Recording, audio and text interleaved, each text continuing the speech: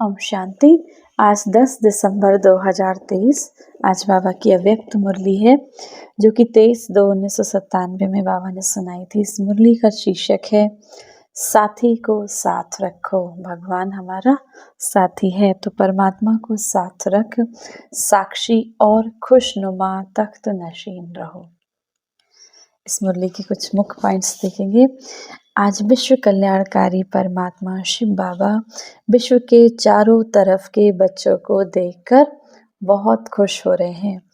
सभी बच्चों के स्नेह और सहयोग की रेखाएं बच्चों के चेहरे से दिखाई दे रही हैं।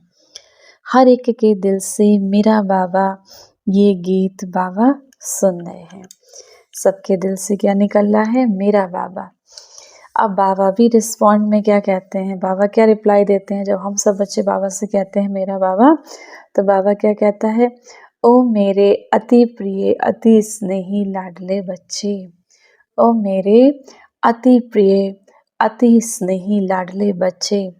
तो हर एक बच्चा बाबा को बहुत प्रिय भी है, लाडला भी है। क्यों? क्योंकि कोटों में कोई हो, कोटों में कोई बाबा को पहचाना, बाबा को अपना बनाया और इस ज्ञान की धारणा की। तो आप सब बाबा के बच्चे बहुत बहुत बधाई हो। बाबा कहते हैं कोटों में से कोई हो, तो लाडले हो गए ना। बच्चों को भी सदा खुशी में बाबा चाहते हैं, बच्चे खुशी में झूमते रहें, डांस करते रहें, सदा बाबा यही देखना चाहते हैं। तो खुशी में रहते हो ना, लेकिन बाबा क्या चाहते हैं? सदा खुश रहें। खुशी में तो बच्चे रहते हैं, लेकिन कभी कभी बाबा कहते हैं बच्चों का चेहरा मुरझा जाता है, तो बाबा कहते हैं सदा खुशी में रहें। बाबा ने पहले भी सुनाया कि वर्तमान समय आप बच्चों की विश्व को इस सेवा की आवश्यकता है। कौन सी सेवा की? हर्षित मुख की, खुश रहने की, हम स्वयं खुश रहने की और खुशियाँ बांटने की। तो जो चेहरे से नैनों से 2 शब्द हर आत्मा के दुख को दूर कर खुशी दे दो। क्या करना बच्चों? बाबा बच्चों की क्या आशा है हमसे कि बाबा कहते हैं चेहरे से नैनों से 2 शब्द से कुछ ऐसे शब्द बोलो जिससे हर आत्मा के दुख दूर हो जाए, उसे खुशियाँ मिल जाएं, आपको देखते ही खुश हो जाएं। इसीलिए खुशनुमा चेहरा या खुशनुमा मूरत आपकी सदा रहे, क्योंकि मन की खुशी चेहरे पर स्पष्ट दिखाई देती है। हम सब बाबा के बच्चे भाग्यशाली हैं जिन्हें परमात्मा का साथ मिला। हमारा साथी परमात्मा है, तो वो खुशी चेहरे पर स्पष्ट दिखाई दे। तो बाबा कहते हैं जब मन में खुशी है तो वो चेहरे पे भी दिखाई देगी। कितना भी कोई भटकता हुआ परेशान दुख की लहर में आए, खुशी में रहना असंभव भी समझते हो, लेकिन आपके सामने आते ही आपकी मूरत, आपके संकल्प, आपकी दृष्टि आत्मा को परिवर्तन कर दे। कोई कितना भी परेशान आपके सामने आए, कोई कितना भी दुखी आपके सामने आए, लेकिन आपकी मूरत को देखकर आपके संकल्पों के, शुद्ध संकल्पों के वाइब्रेशन से, आपकी दृष्टि से वो आत्मा परिवर्तित हो जाए, माना वो भी खुश हो जाए, उसके अंदर भी खुशी की लहर दौड़ जाए। आज मन की खुशी के लिए कितना खर्च करते हैं, कहाँ जाते हैं घूमने, कितना कितना खर्च करके बाहर भी जाते हैं, यहाँ जाएं वहाँ जाएं तो शायद थोड़े पल की खुशी मिल जाए। कितने मनोरंजन के नए नए साधन भी निकाले हैं, वह भी थोड़े समय के साधन, और आपकी है सदा काल की सच्ची साधना। आप सदा खुश रहने वाले हो क्योंकि आपको परमात्मा का साथ मिला। तो साधना उन आत्माओं को परिवर्तन कर ले। अब बाबा कहते हैं वो जाते हैं थोड़े समय के लिए खुश रहते हैं, लेकिन फिर वैसा हो जाता है। तो आपकी कैसी है साधना? सदा काल की सच्ची साधना। तो साधना उन आत्माओं को परिवर्तन कर ले। अगर वो हाय हाय भी लेके आते हैं आपके सामने तो वाह लेकर जाएं। बहुत परेशान होकर भी आते हैं तो भी वो वाह लेकर जाएं। वहाँ कमाल है परमात्मा आत्माओं की। तो अब ये सेवा करो, समय प्रति समय जितना थोड़े समय के साधनों से परेशान होते जाएंगे, अभी क्या होगा कि कोई भी साधन उन्हें खुशी नहीं दे सकेंगे। चाहे वो कोई भी साधन हो, चाहे वो बड़े से बड़े टीवी लगवा लें, बहुत ही सब कुछ हो, उसके बाद भी खुशी नहीं होगी, तो फिर क्या करेंगे? तो बाबा कहते हैं परेशान हो जाएंगे। ऐसे समय पर आपकी खुशी उनको सहारा बन जाएगी। आपकी खुशी, आपकी शक्ति के वाइब्रेशंस, आपके शांति के वाइब्रेशंस, आपके प्रेम के वाइब्रेशंस उनके लिए सहारा बन जाएंगे, क्योंकि आप हैं ही खुशनसीब। कितना नाज है बाबा के बच्चों को। बाबा कहते हैं आप हैं ही खुशनसीब। खुशनसीब है या नहीं? अधूरे तो नहीं हैं? बाबा बच्चों से पूछते हैं खुशनसीब है ना मेरे सारे बच्चे? ऐसा तो नहीं अधूरे हैं, है ही खुशनसीब। आप जैसा खुशनसीब सारे कल्प में कोई आत्माएं नहीं। इस सारे कल्प में बाबा कहते हैं आप जैसा खुशनसीब कोई आत्मा नहीं, जिसने शिव बाबा के उस स्वरूप को पहचाना, बाबा कहाँ रहते हैं उस स्वरूप को पहचाना, हम आत्माएं कहाँ से आई उस स्थान को पहचाना, तो बहुत बड़ी बात है। तो बाबा कहते हैं आप सब कोटों में से कोई में से कोई आत्माएं बहुत खुशनसीब हैं। इतना नशा चेहरे और चलन से अनुभव कराओ। अब ये नशा अपने चलन से, वो चेहरे से अनुभव कराओ कि हम बहुत खुशनसीब है। कभी कभी बाबा देखते हैं कोई कोई के चेहरे जो होते हैं ना, वह थोड़ा सा क्या होता है, अच्छी तरह से जानते हैं तो हंसते हैं। तो बाबा ने ऐसा कहा तो सारे बच्चे हंस पड़े। बाबा कहते हैं कभी कभी क्या होता है, किसी किसी के चेहरे थोड़े, बस इतना बोला और सारे बच्चे हंसने लगे। तो बाबा को ऐसा चेहरा देखकर रहम आता है। जब चेहरा बच्चों का मुरझा जाता है ना बाबा के, तो बाबा कहते हैं बच्चों, बाबा को बड़ा तरस आता है, बड़ा रहम आता है, थोड़ा सा आश्चर्य भी लगता है। मेरे बच्चे और उदास, अब शिव बाबा कहते हैं मेरे बच्चे और उदास हो जाएं तो बाबा को बड़ी रहम आती है, बाबा को बड़ा तरस, आश्चर्य भी लगता है। तो बाबा कहते हैं हो सकता है क्या? जो परमात्मा इस सृष्टि को चला रहा है, जो सर्व शक्तियों का मालिक है, जो शांति का सागर है, शक्तियों का सागर है, उसके बच्चे और उदास। तो बाबा कहते हैं बड़ा आश्चर्य लगता है बाबा को। तो बाबा कहते हैं ऐसा हो सकता है क्या? नहीं, उदास अर्थात माया के दास। उदास शब्द को बाबा ने कैसे प्रकट किया? उदास अर्थात माया के दास। लेकिन आप तो मास्टर मायापति हो। माया आपके सामने आगे क्या है? माया माना ऐसा कोई विकार जो आपको उदास कर दे। अब चाहे वो क्रोध का हो, मोह का हो, अहंकार का हो, ईर्ष्या का हो, निंदा का हो, किसी ने आपका अपमान कर दिया हो, कुछ भी हो, कैसा भी विकार हो, तो माया माना आपको उदास, आपकी खुशी छीनने वाली। वो किसी स्वरूप में भी आपकी खुशी छीन सकती है। तो बाबा कहते हैं आप कौन हो? आप मास्टर मायापति हो। माया आपके आगे क्या है? चींटी के बराबर भी नहीं है। चींटी तो बहुत छोटी सी होती है। तो बाबा कहते हैं चींटी माना चींटी भी नहीं है, मरी हुई चींटी। दूर से लगता है जिंदा है लेकिन होती मरी हुई है।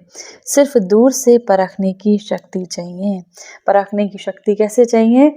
कि ये जो मैंने क्रोध किया ना, या किसी ने मेरे ऊपर क्रोध किया और मेरी खुशी गायब हुई, तो माना माया का आना हुआ।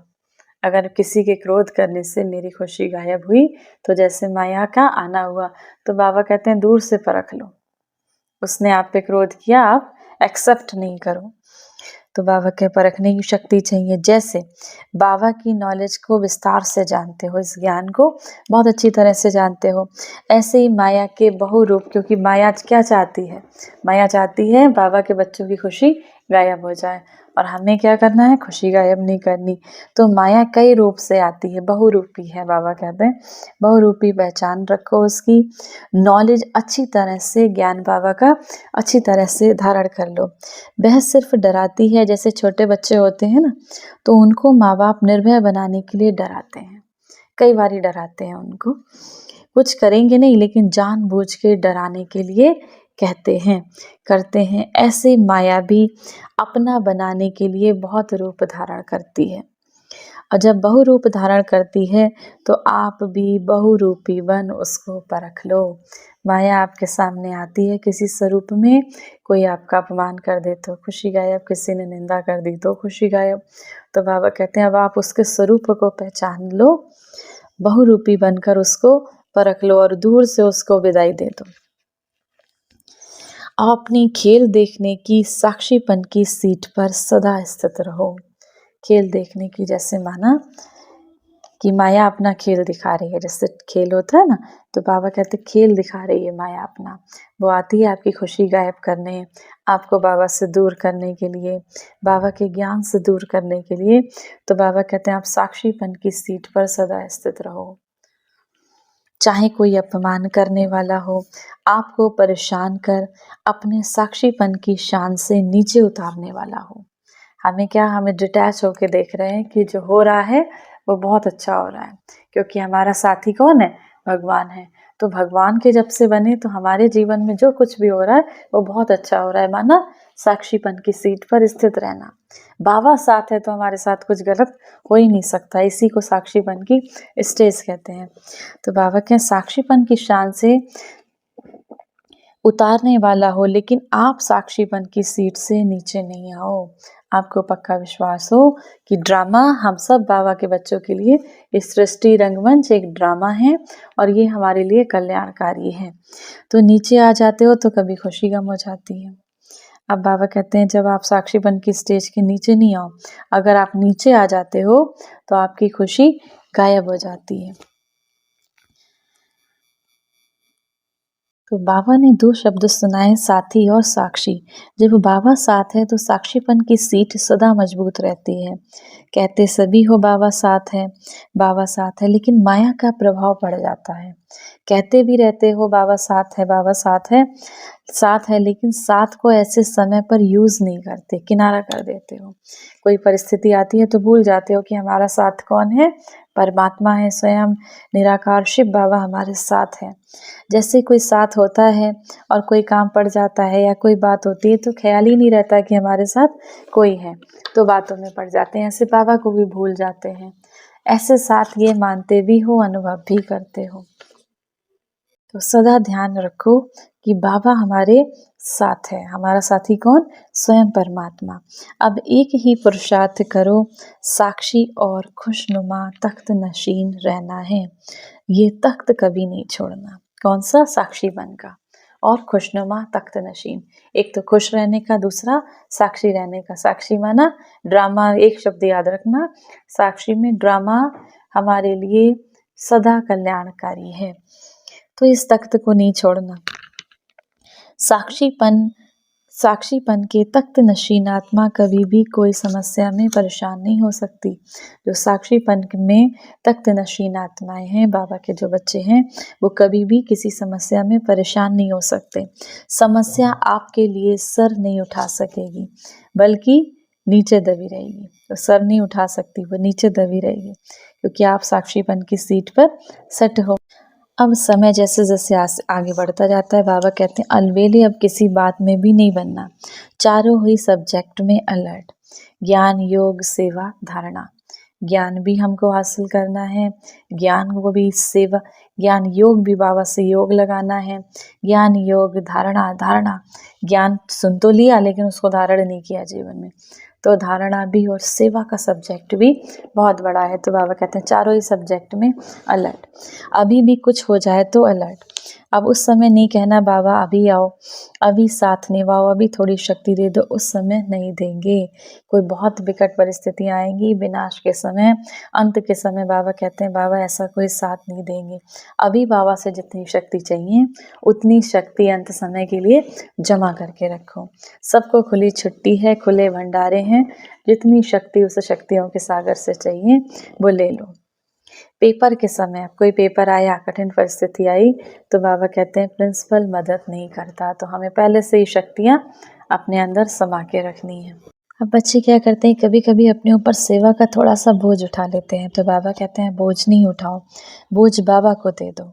बाबा के लिए बोझ कुछ भी नहीं है, सेवा करनी है, सेवा में थक जाते हैं।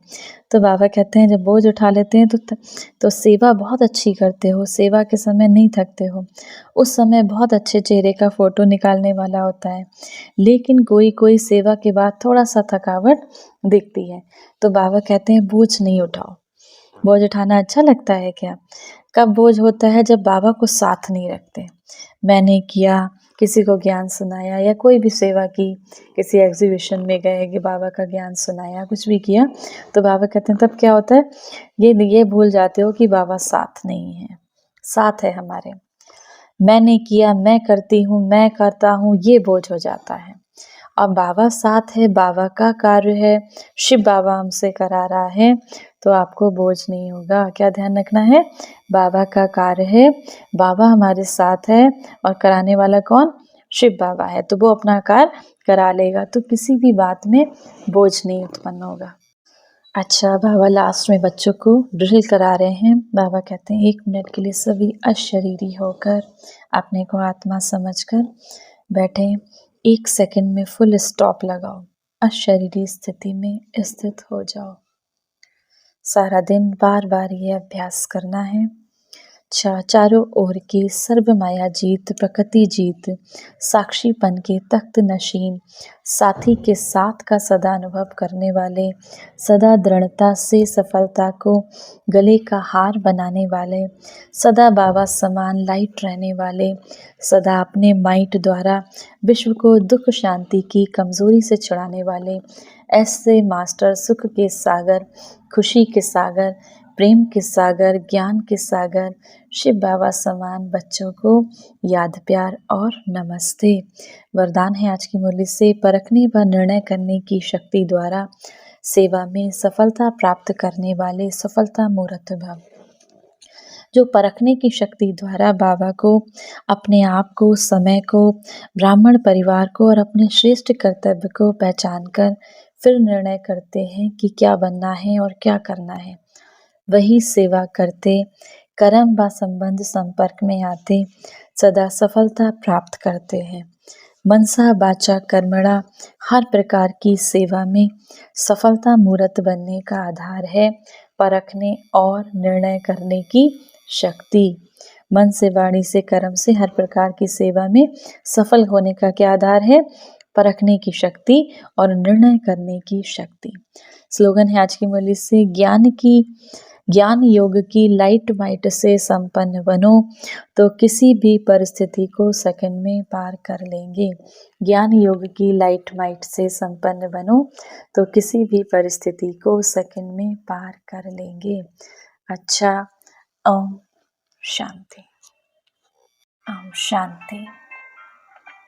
मैं आत्मा परम पिता परमात्मा शिव बाबा की संतान, इस संसार को पावन बनाने वाली पवित्र आत्मा हूँ। परमात्मा की याद के झूले में बैठी मैं आत्मा अपने मन बुद्धि को स्थिर करती हूँ परम धाम में।